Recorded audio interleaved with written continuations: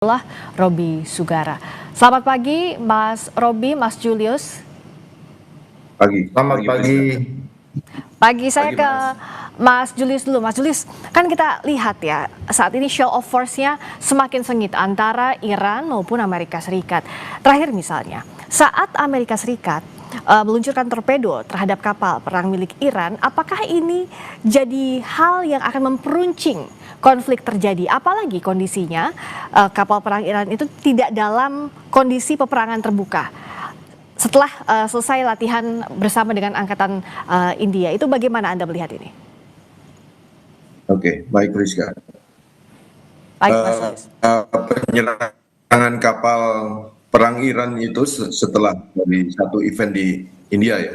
Ya, Kapalnya ada beberapa kapal perang, sebetulnya ada kapal sampai ketiga gitu, tapi yang teridentifikasi dua gitu ya, yang sepertinya ditarget gitu. Nah, satu kena tembak torpedo.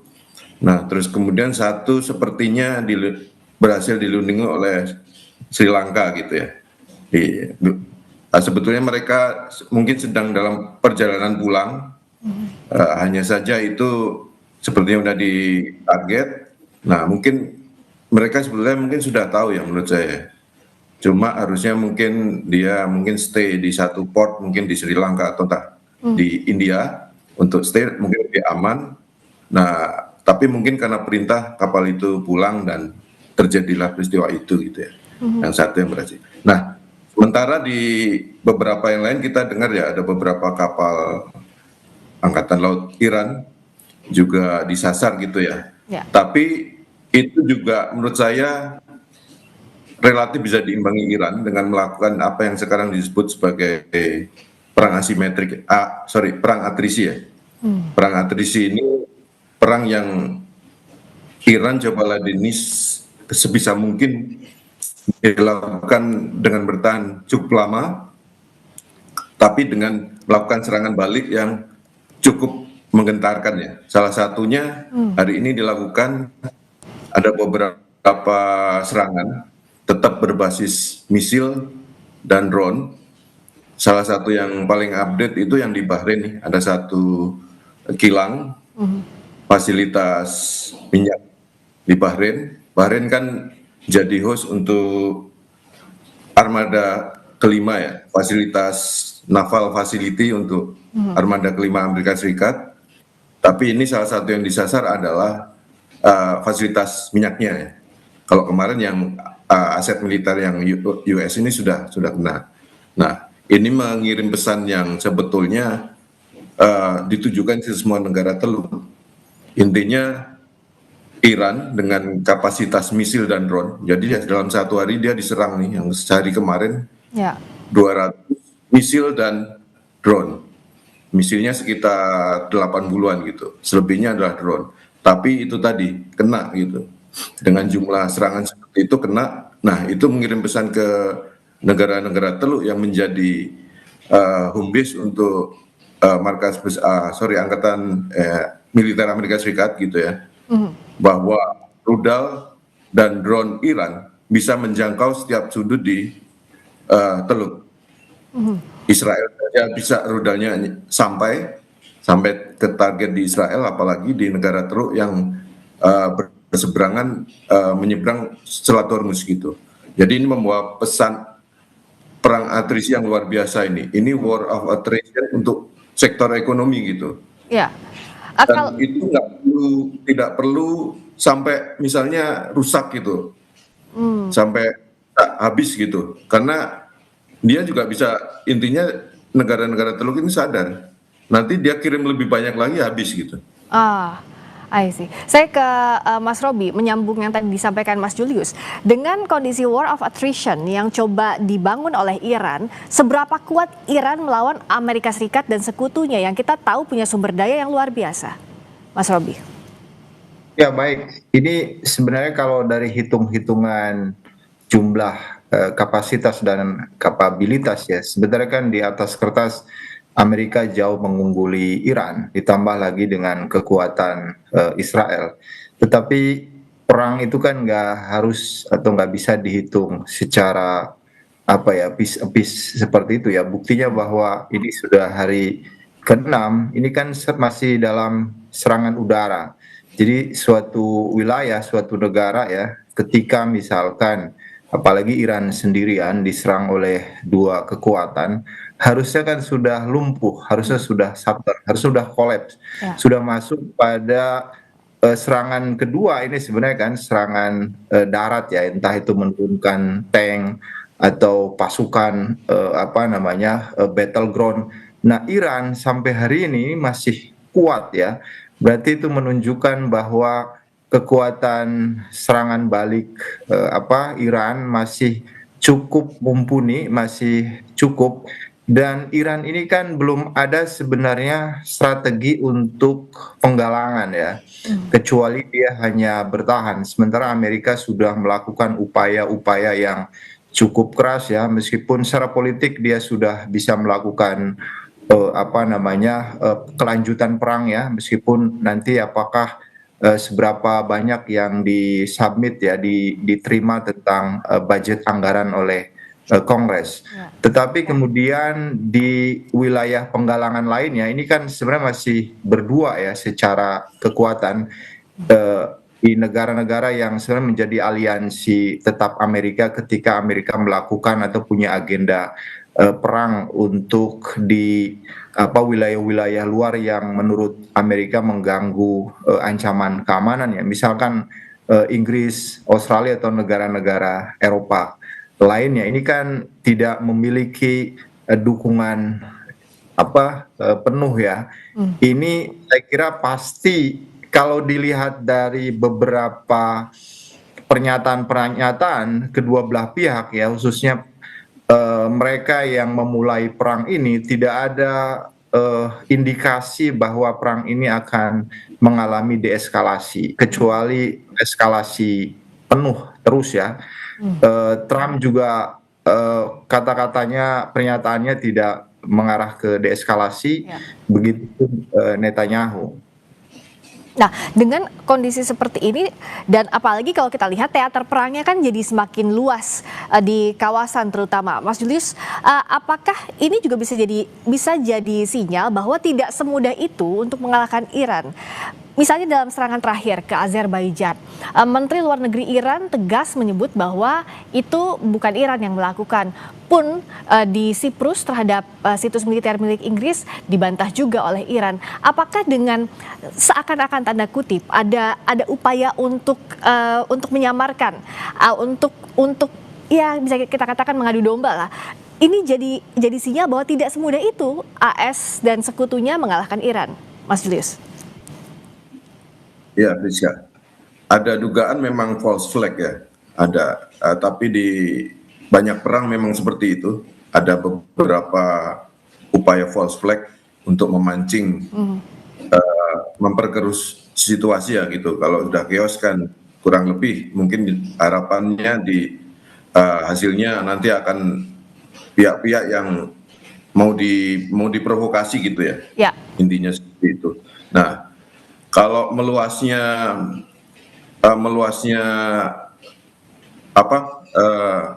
perang atrisi Iran ini kurang lebih memang itu mungkin semacam senjata inilah perang asimetriknya gitu ya.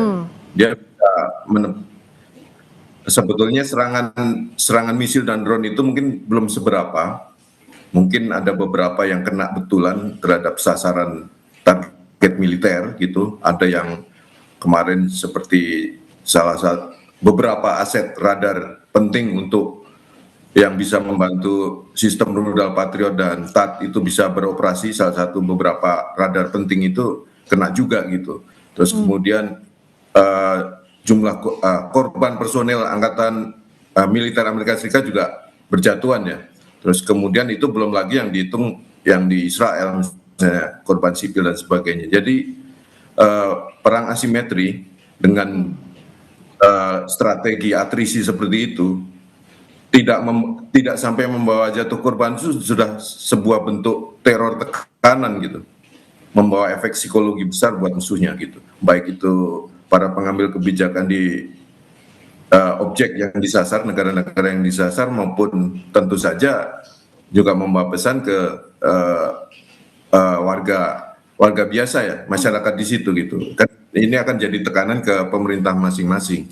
Dan di Amerika Serikat juga sama kondisinya. Mungkin seperti Trump ini kan dengan jumlah korban yang mulai berjatuhan, terus kehilangan aset yang tadi ya ada beberapa radar, terus kemudian ada insiden friendly fire yang diduga friendly fire beberapa pesawat tempurnya itu Ya. dengan sistem senjata Kuwait gitu yang kurang lebih adalah produk yang sama, produk Amerika Serikat juga, itu akan membuat tekanan sendiri, Chris. Nah, sementara melebarnya, makanya mungkin ada strategi untuk memperlebar front gitu dengan gampangnya untuk memprovokasi supaya yang lain-lain itu mengkeroyok. Nah, kemudian Inggris saya juga pantau kemarin, betul seperti yang tadi disebut Friska, pemerintah Inggris tampak agak hati-hati gitu ya, setelah markas besarnya, basis militernya di Siprus itu ada serangan drone gitu ya, serangan misil terus kemudian Perancis juga kemarin sempat bereaksi. Nah kalau yang Inggris memang terus akhirnya dibantah kalau itu berasal dari Iran, tapi tidak disebutkan penjelasannya terus dari mana gitu, Ya. serangan misil, dan tidak disebutkan siapa yang bertanggung jawab di balik itu, mungkin yang dugaan false flag itu. Iya. Nah, menurut saya ada upaya dari kedua pihak untuk mengekskalasi konflik atau mungkin ini ya, memanfaatkan kepentingan, mengeksploitasi beberapa kesempatan untuk menaikkan posisi masing-masing gitu ya. Iya. Jadi kalau misalnya untuk saling menekan gitu supaya yang ditekan berpikir ulang dalam situasi perang mungkin adalah situasinya saling berbalas, menghasilkan collateral damage demikian rupa supaya menekan pihak lain. Ya. Dengan kondisi Gitu. perang. Tapi dalam hal ini, dalam kasus Iran, perang atrisi ini ya sejauh ini semakin intens ya, ada kenaikan kualitas. Tapi kalau dari sisi rudal atau drone serangan gitu, beberapa hari ini naik turun. Ya. Ada dalam hal jumlahnya gitu ya, trennya naik turun. Terus kemudian yang khusus yang Bahrain ini yang disebut-sebut yang paling tertinggi nih sampai 200 dalam sehari. Ya. 200 misil dan drone. Dengan kondisi perang atrisi, war of attrition, juga false flag jadi salah satu upaya untuk memperpanjang endurance di tengah eskalasi perang ini, di mana negara-negara Oki berada, Mas Robi? Karena kita tahu AS dan sekutunya sudah menggalang kekuatan, tapi di mana negara-negara OKI yang semestinya berada di belakang Iran? Kita akan jawab usai jeda di Breaking News Kompas TV.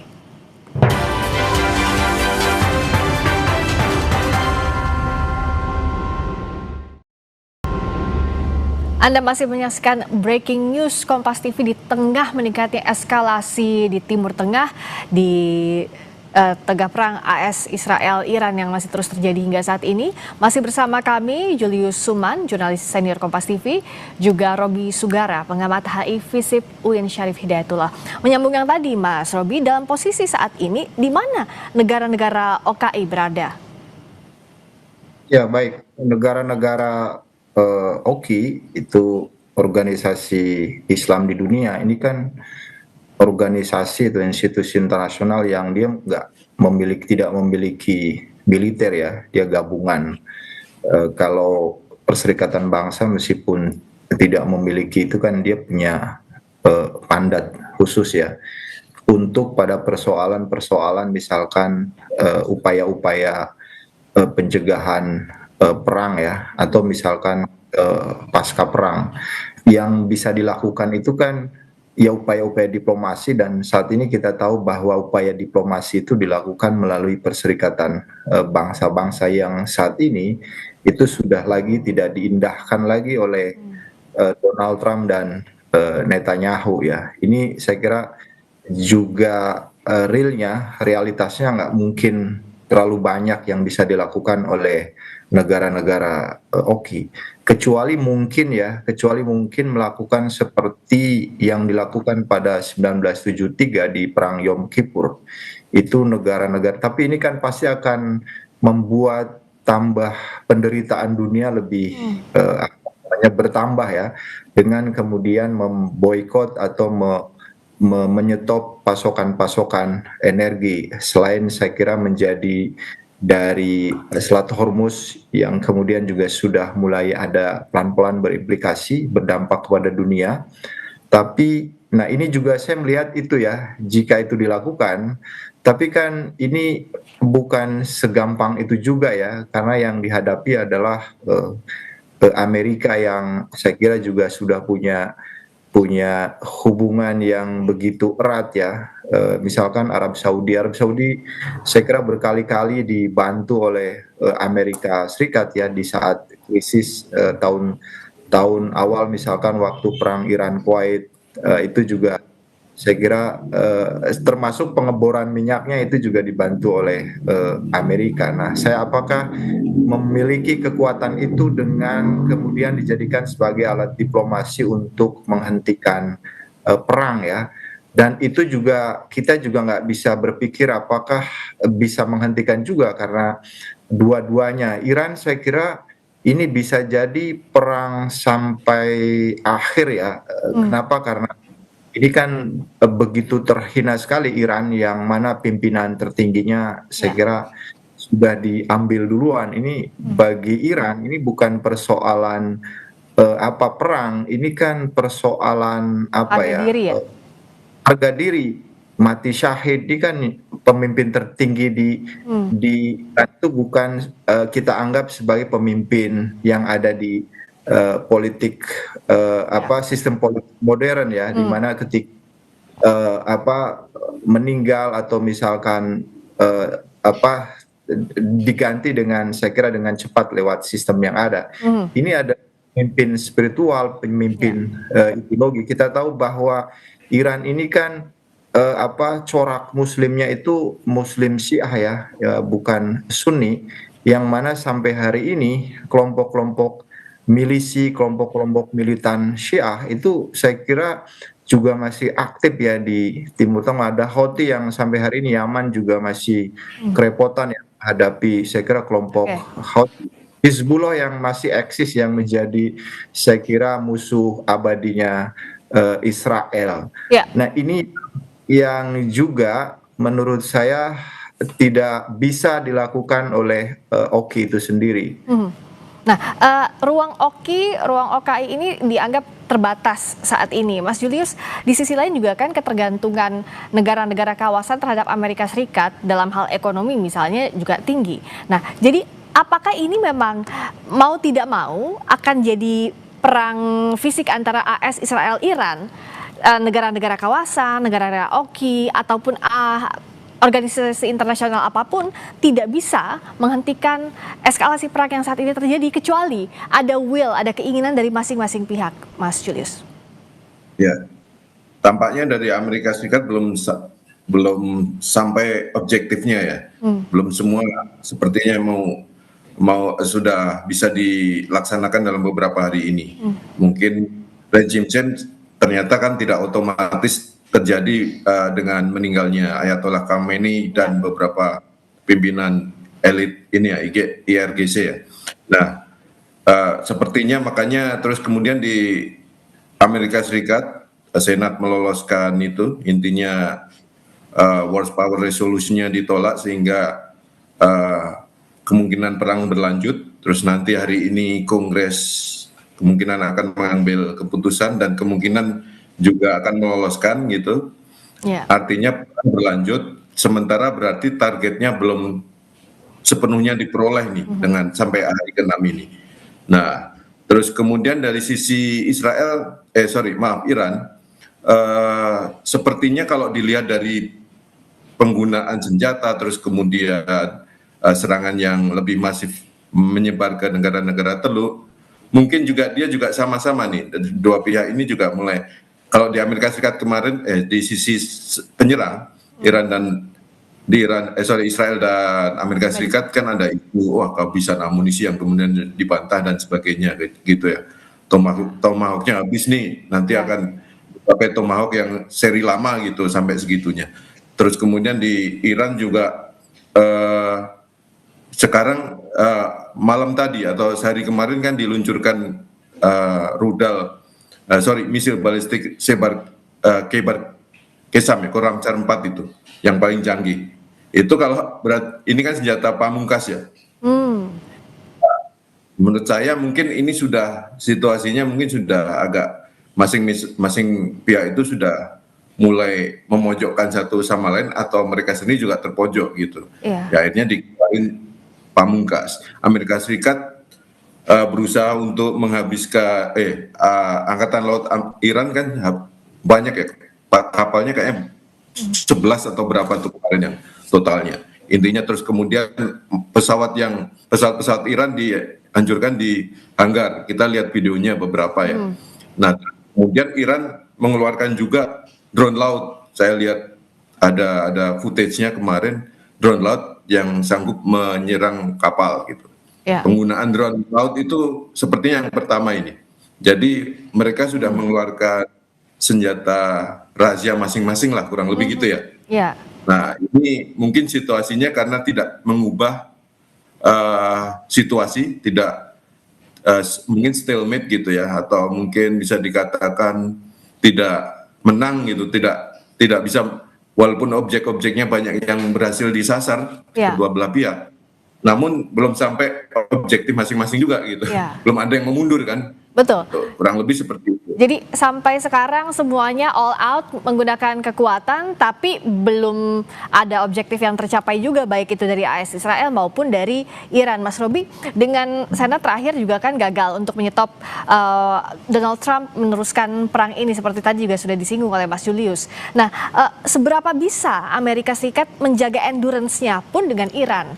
Amerika Serikat sumber dayanya memang lebih kuat seperti yang kita bahas di awal, tapi di sisi lain juga kan Iran seberapa kuat untuk jalan sendiri. Karena dengan Rusia dan Cina misalnya tidak ada fakta pertahanan yang betul-betul ditandatangani, sehingga akhirnya Iran jalan sendiri hingga saat ini.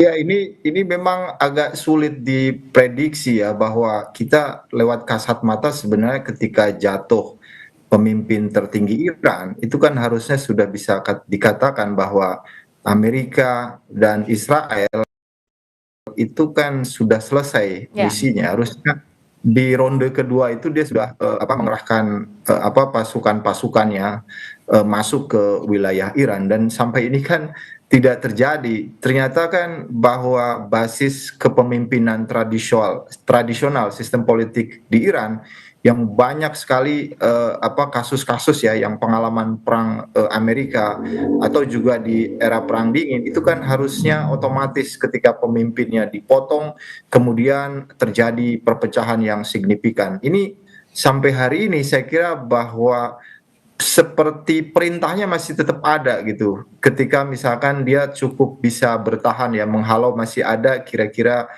rudal-rudal yang kemudian dikeluarkan masih bisa bertahan ya. Ini kan butuh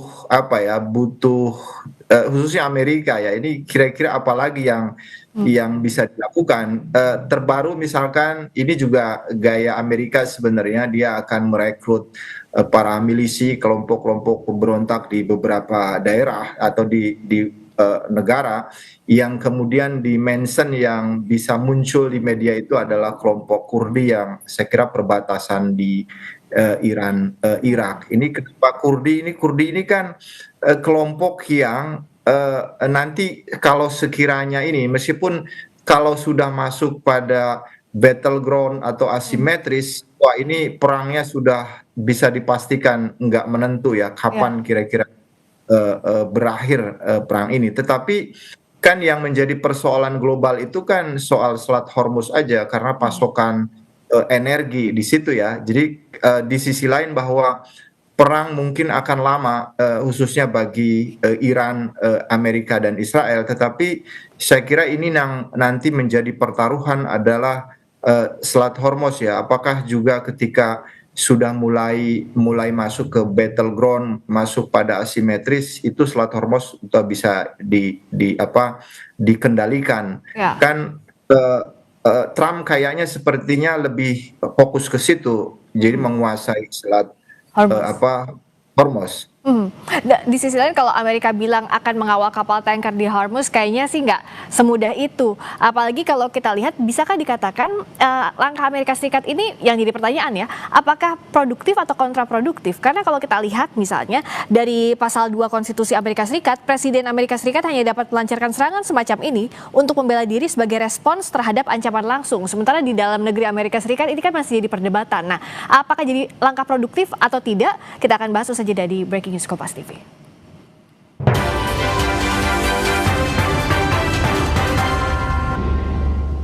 Masih di Kompas TV, Breaking News bersama saya Friska Clarissa dan kami masih berbincang dengan jurnalis senior Kompas TV Julius Suman serta pengamat HI Visip UIN Syarif Hidayatullah Robi Sugara. Menyambung yang tadi, kalau berdasarkan pasal 2 Konstitusi Amerika Serikat kan Presiden hanya bisa melancarkan serangan untuk membela diri sebagai respon terhadap ancaman langsung. Inilah yang membuat publik Amerika Serikat, baik itu di Senat juga terbelah.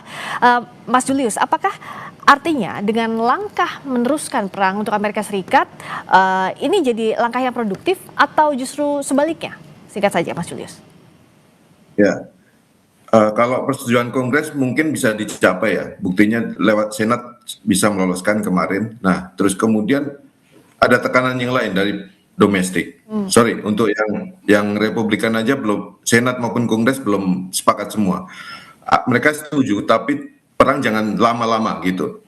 Nah, publik beberapa polls juga menyatakan demikian. 1 dari 4 orang Amerika Serikat menyatakan nggak setuju ikut perang. Terus kemudian perangnya pun ada polls yang lain bilang jangan, harus hitungan minggu masih setuju, masih oke. Tapi persentasinya juga nggak terlalu besar, nyebar gitu. Intinya apalagi yang makin lama, setahun, di atas setahun gitu, kecil banget yang setuju sampai perang seperti itu. Dah, mereka yakin juga tujuannya adalah menumbangkan rejim di polls itu. Jadi saya pikir ini akan memberi tekanan buat Trump, tekanan domestik yang bisa jadi ya kampanyenya mungkin ada dugaan saya juga ini akan menekan, bisa jadi perangnya juga akan lebih tidak bisa perang panjang gitu. Dalam hal ini mengirim serangan darat gitu kemungkinan juga masih belum jelas ini menurut saya. Ya. Walaupun tujuannya mengganti rejim gitu ya. Makanya tadi betul yang digerakkan adalah perang proksi lagi, kelompok perlawanan yang di Irak, Kurdi diterjunkan gitu ya. Kemarin dia sudah nelpon salah satu petingginya gitu. Terus kemudian mungkin yang kelompok-kelompok perlawanan lain yang akan, terutama Kurdi yang jadi sejak dulu jadi memang di situ bisa jadi proksi untuk melawan Iran gitu. Dan untuk menumbang, iya, terima kasih Mas Julius. Saya ke Mas Robi. Nah, apa yang harus jadi betul-betul dikalkulasi oleh Amerika Serikat? Ternyata menumbangkan rezim di Iran tidak semudah saat di Irak maupun di Venezuela. Ya itu perbedaannya ya, yang itu nggak dikalkulasikan, nggak dihitung oleh Amerika. Ternyata pergantian rejim di Iran khususnya itu tidak segampang ketika pemimpinnya ini kan dia sebenarnya sudah membuat narasi awal di mana ada demonstrasi besar-besaran di Iran, itu data awal yang kemudian dengan bangganya juga Donald Trump di statusnya bahwa might have on the way kan. Jadi ketika misalkan masyarakat Iran, rakyat Iran itu meminta bantuan ke Amerika, dia bilang bahwa bantuan dia sedang dalam perjalanan. Nah, itu kan sebenarnya sudah sukses di awal ya, bahwa sangat rapih perang ini ternyata tidak bisa diselesaikan dalam waktu hitungan. Sekarang sudah mau masuk seminggu ya, itu akhirnya dia harus dapat meminta bantuan dukungan politik lewat Kongres. Nah, ini artinya bahwa itu betul bahwa ini akan semakin tidak jelas. Mundur pun menurut saya untuk mengakhiri perang ini konsekuensinya juga saya kira berat bagi Amerika. Itu dengan sendirinya maka akan secara politik internasional akan membawa Iran kepada peningkatan power ya, khususnya dalam soal pertahanan. Itu sudah clear banget. Belum lagi misalkan kalau mencapai perdamaian, apa yang tentang siapa yang mendahului perang, itu yang kemudian akan dituntut untuk membayar kira-kira kerugian-kerugian yang sudah dilakukan, itu akan Ya. double kerugian. Ya. Kemungkinan menurut saya yang akan seperti ketegangan ya yang mungkin tahun-tahun ini itu adalah berdiam diri sambil kemudian nyari target-target itu. Yang penting misalkan Oke. tiket perangnya Amerika di secara politik itu masih dipegang dan itu adalah Baik. sebagai alat legitimasi Amerika. Ya, kita tapi tetap berharap bahwa deeskalasi bisa terjadi karena jangan sampai ada casualties, ada korban jiwa lebih banyak lagi jatuh dalam perang Amerika Serikat Israel versus Iran ini. Terima kasih Mas Julius, jurnalis senior Kompas TV. Terima kasih Mas Robi Sugara, pengamat HI Visip UIN Syarif Hidayatullah. Selamat pagi, terima kasih. Berikutnya saudara, breaking news Kompas TV masih akan kembali usai jeda.